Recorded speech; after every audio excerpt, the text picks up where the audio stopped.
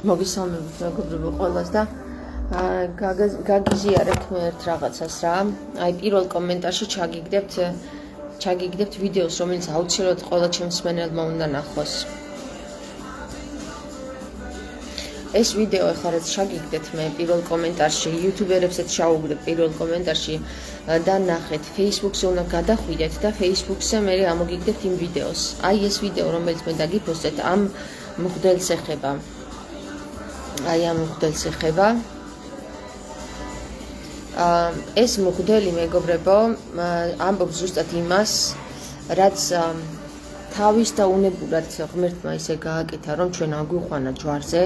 მე ეს ვიდეო ახლა გამომიგზავნეს გუშინ თუ გუშინ წინ და ამბობს რომ ესე იგი რა გააკეთა უფალმა, შევიდა და წკეპლა გააკეთა ესეთი და გამოყარა იქიდან ყველა ეკლესიიდან ვინც კი ვაჭრობდა. და მეორედ მოსვლის და მეცაც გეტყვით, ამბობს თვითონ ეს მღვდელი, რომ მეორედ მოსვლის დროს ქრისტეს მეორედ მოსვლის დროს კლავეს იქნება ნიშანი, ანუ ისე მოხდება, რომ ეკლესია გაიწმინდება და აი ამ მხრიდან დაიწყება, რომ ყველა მოვაჭრე და მევახშე გამოვა ეკლესიიდან გამოიყრება ქრისტეს მსგავსად წკეპლებით გაიწკეპლებიან ეკლესიებიდან.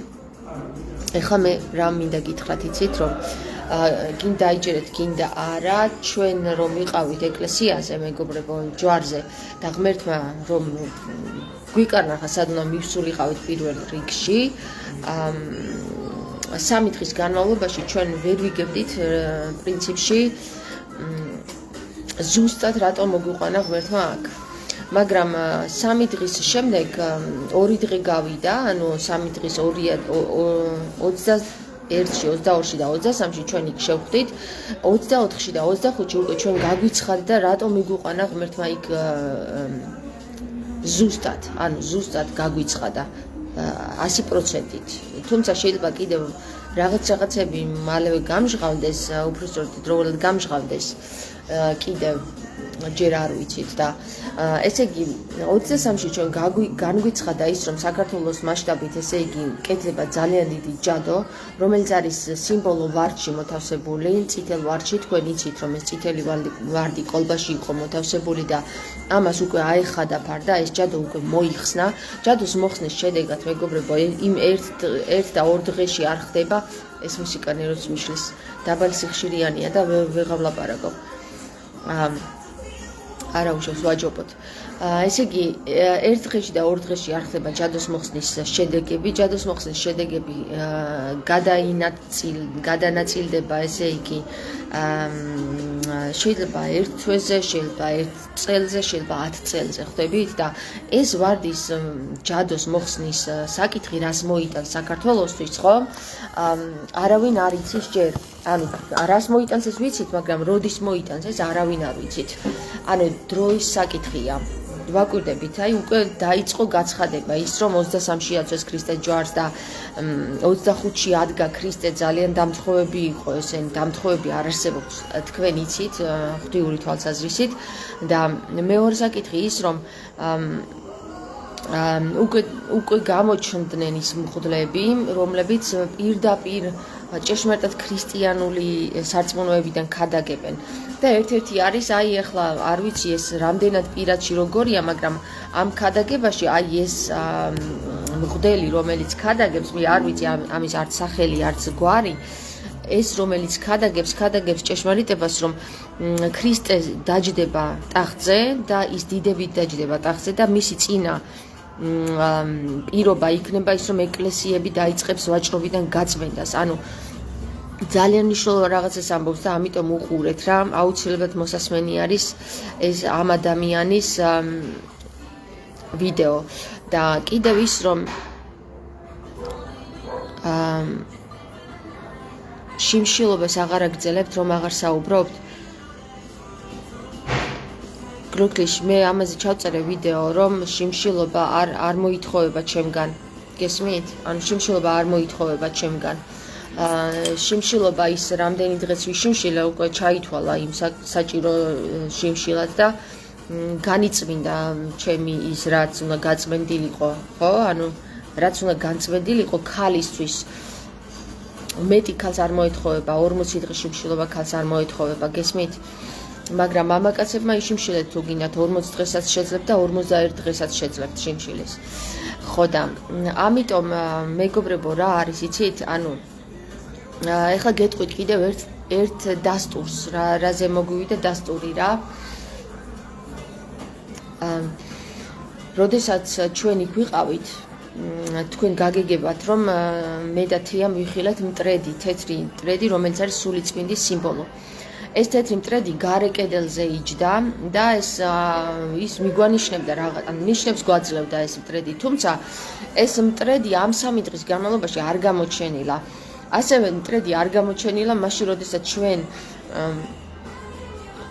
მუსულმანები ვიხილეთ იქ როდესაც ლოცულობდნენ გახსოვთ რომ ჩავწერე ვიდეო რომ ღამის 12 საათზე ავედით და დავადექით თავზე და მუსულმანები იდგნენ და სალოცავად ემზადებოდნენ აი ეს მტრედი იმ დღეს არ იყო ასევე არ იყო ამ 3 დღის განმავლობაში სანამ ჩვენ იქ ვიყავით და დასკვნა არის ესეთი რომ როდესაც სული წმინდა მიგვანიშნებს ჩვენ რომ აი აქ სული წმინდა როდესაც არ არის ჯადო ან ჯადოს მაგვარი რაღაც ან წარმართული სარწმუნოება იქ არ დგას ესე იგი ის სული წმინდა იქ არის და როდესაც ასეთი რაღაცეები ხდება სული წმინდა იქ არ არის ანუ ეს მტრედი იქ არ იყო ამ 3 დღის განმავლობაში და საინტერესო რა არის იცით მეგობრებო სწორედაც აი ეს ჯადო რო აეხსნა ერთ-ერთმა მომწერა ჩემმა მსმენელმა რომ მე ვიყავიო იქ 26-ში მომწერა თუ არ ვცდები ნახავ მე დაგიპოსტავთ რომ მე ნახა ეს ვარდიო და აღარ დევსო იქ ანუ საკითხავი ის არის რომ მე აღარ ავსულვარ ეხლა ჯვარზე ამ დღეებში და ამ ვარდის ანუ ამ ჯადოს ახსნის შედეგად მაინტერესებს კი არა კი მაინტერესებს კარგი იქნება რომ გავიგოთ ერთად ის მტრედი იგზის თუ არა ისევ ანუ თუ ის მტრედი ისევ იგზის ესე იგი სული წმინდა ისევ დაბრუნდა უკან იმ ადგილზე ზუსტად იმ ნიშაში სადაც ეს ჯადო ვნახეთ ჩვენ ეს კოლბი ეს ვარდი ხო სიმბოლურად როდესაც იქ იყო მტრედი არ იყო ეხლა რომ აიღეს ეს ვარდი როგორც ჩანს აიღეს იმიტომ რომ მომწერეს მაცნობეს არის თუ არა მტრედი დაბრუნებული თავის ადგილზე მაინტერესებს მე და იქნებ მომწეროთ ვინც ჯვარზე მოხვდებით ამ დღეებში მე ვერ მოხვდები ამ დღეებში ჯვარზე რომ დააკვირდით ზუსტად იმ ადგილზე მარჯვენა ფრთაში ხო მარჯვენა ეკლესიის მარჯვენა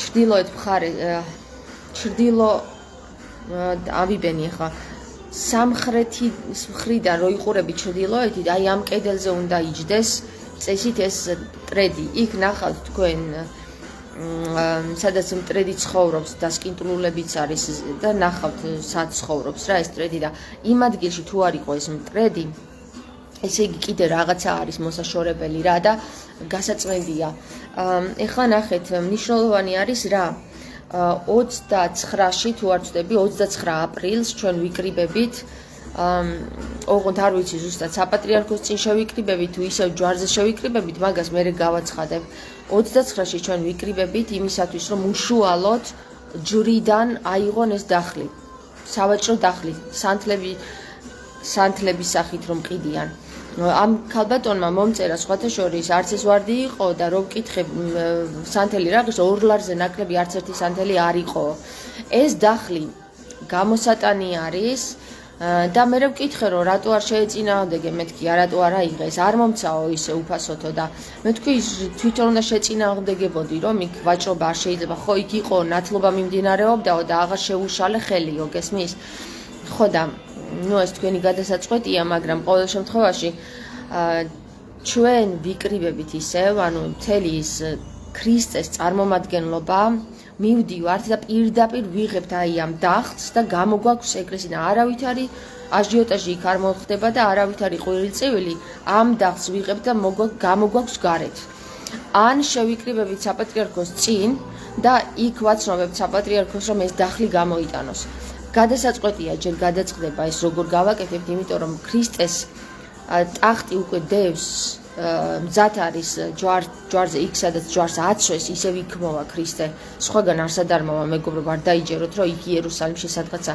მიჩქმალულ ადგილზე სადაც ვითომ დაარქვეს რომ იქ არის ჯვარცმა მომხდარი არ არის იქ ჯვარცმა მომხდარი ჯვარცმა არის ჯვრის მონასტერზე მომხდარი ისევ იქ ბრუნდება ქრისტე და ისევ იქ ზის ქრისტეს სიტყვა უკვე იქ დადგა ეხლა ჩვენ დავინახავთ ხორციელად, როდის გამომჟღავნდება ქრისტე, როდესაც მის სიტყვას შევასრულებთ ქრისტიანები, ჯერ სიტყვა შესრულებული არ არის.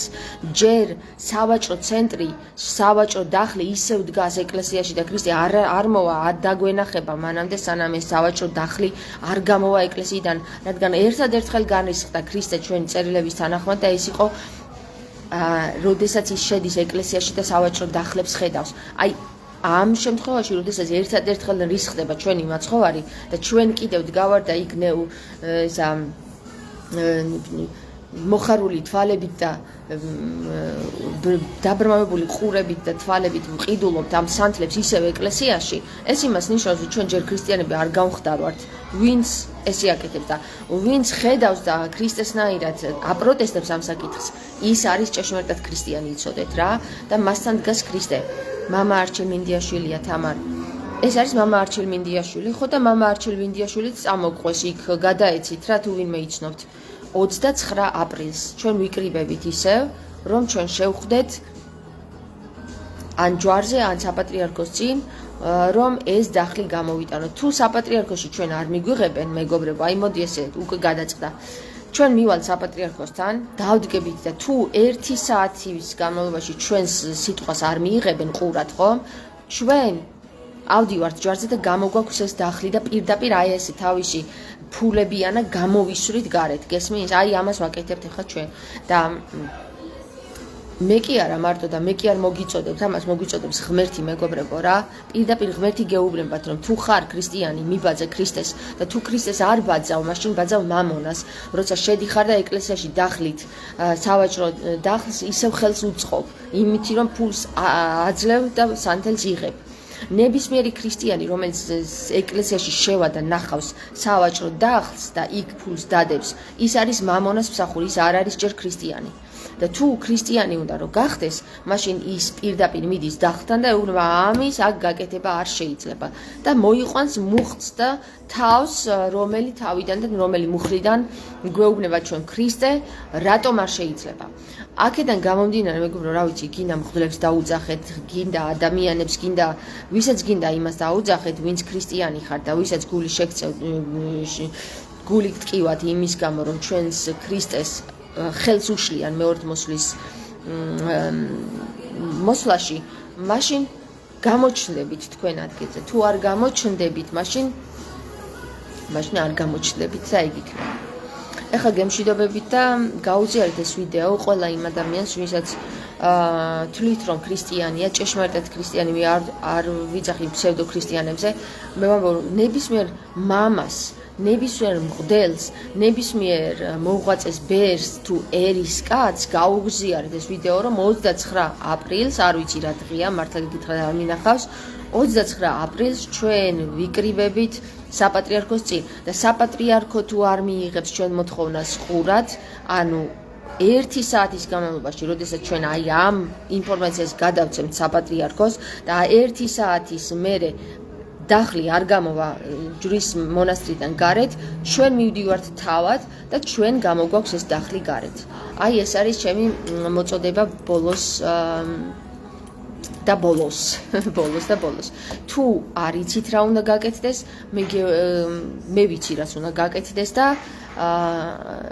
მარტო მე კი არ ვიცი, ყველა ქრისტიანმა იცის რაც უნდა გაკეთდეს, ხო? ანუ დამეთანხმეთ, სიტყვიერად დამეთანხმეთ, ვინც ეთანხმებით აი ამ საკითხს. და ვინც არ ეთანხმებით, ისინიც იმათაც დამიწერეთ კომენტარი, რატომ არ ეთანხმებით, გესმით? ანუ კი არ ვიჩხუბოთ, გავარკვიოთ საკითხები, რატომ არ ეთანხმებით და თუ ეთანხმებით, რატომ ეთანხმებით. ისიც დამიწერეთ კარგით, პრო და კონტრა. აი ესე გავაკეთოთ. ახლა გაკოცეთ და გაუზიარეთ. აბა თქვენ ველოდებით თქვენს კომენტარებს. მნიშვნელოვანია თქვენი კომენტარები. იცით რატომ მეგობრებო?